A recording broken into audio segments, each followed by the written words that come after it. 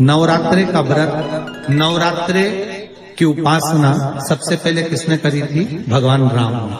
अश्विन के नवरात्रे में भगवान राम ने 9 दिन तक कलश की स्थापना कर लंकाधिपति रावण को मारने के लिए मां जगत जननी की आराधना करी। भगवान राम ने मां जगत जननी की आराधना, मां जगदम्बा की आराधना।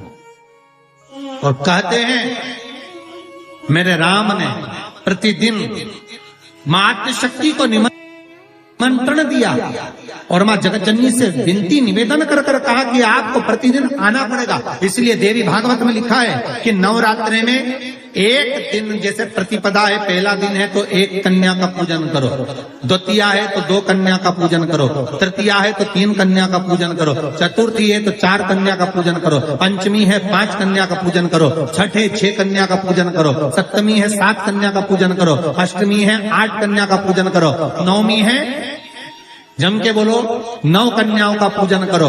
और अगर इस तरह से आप पूजन नहीं कर सकते नवरात्रि में तो 9 कन्याओं का पूजन एक साथ या तो अष्टमी के दिन या नवमी के दिन कर दो, या मध्य में बीच में भी आप कर सकते हो एक।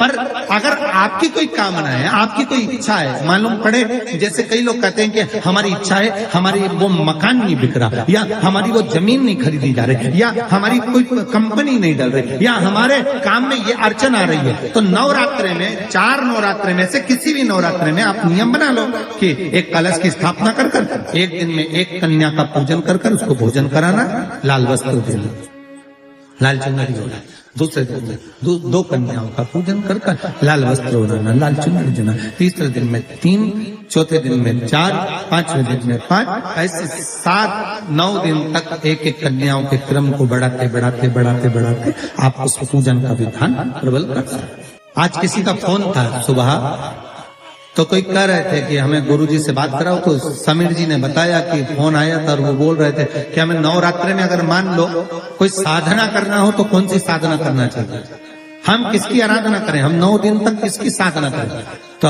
अगर बन सके तो देवी भागवत में सबसे सुंदर साधना यही है कि हम एक दिन में एक कन्या के चरण धोकर पूजन कर उस कन्या को भोजन कराकर उसका स्मरण करें रहे। तब आप किसी कन्या को एक दिन में 1, 2 दिन में 2, 3 दिन में 3, 4 दिन में 4, 5 दिन में 5, ऐसे नवरात्रि 4 बार जो नवरात्रि आती, किसी भी नवरात्रि में आप स्मरण कर, उसका फल नहीं, उसका फल होगा।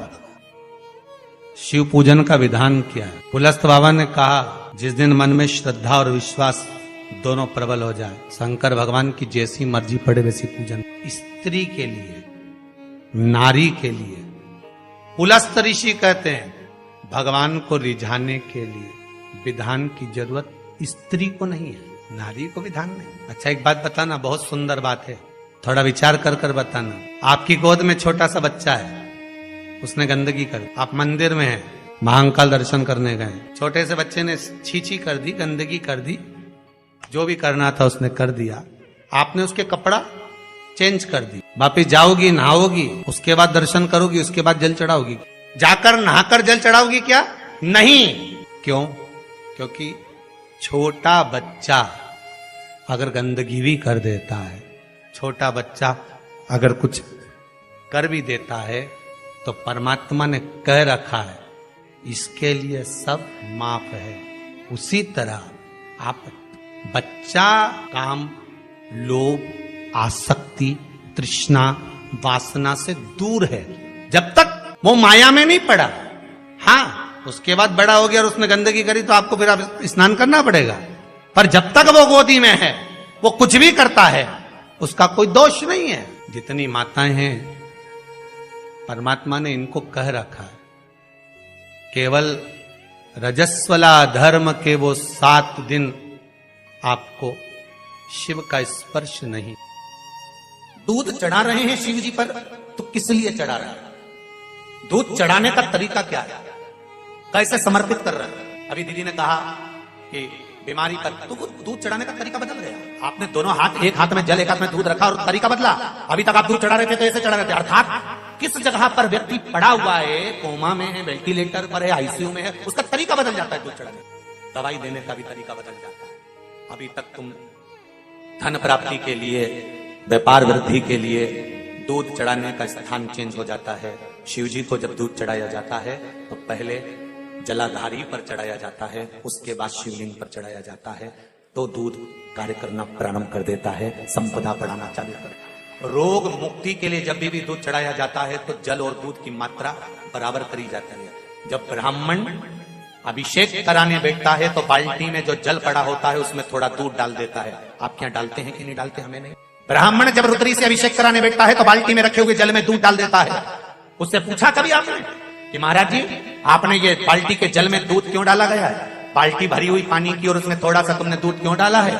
तो ब्राह्मण बताएगा कि दूध और पानी मिलाकर शंकर जी का अभिषेक इसलिए करा जाता है कि जिस गोत्र का व्यक्ति अभिषेक कर रहा है, इस गोत्र के व्यक्ति के यहाँ अगर कोई रोगीला है, कोई बीमार है, कोई कष्ट भोग रहा है, तो अभिषेक करते करते उसका रोग मिट जाए, इसलिए जल में दूध मिलाकर चढ़ाया जाता है। कभी ब्राह्मण से पूछो तो जब घर में संतान की वृद्धि नहीं होती है तो 7 कुआं बोलते हैं, तुम्हारे यहाँ बावड़ी बोलते हैं, तालाब बोलते हैं, जो भी हो, जहां जल का स्त्रोत बना हुआ, जल का जहां स्त्रोत बना, जल का स्त्रोत से मतलब होता है कि जिस कुएं में या हेडपंप में या पानी जहां से आता रहता हो, ऐसे कुआं बावड़ी से 7 जगह से जल लाया जाता है।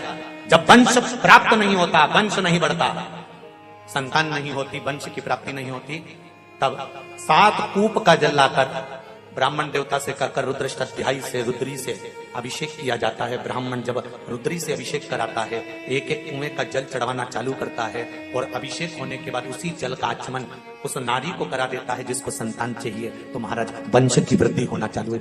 जल का महत्व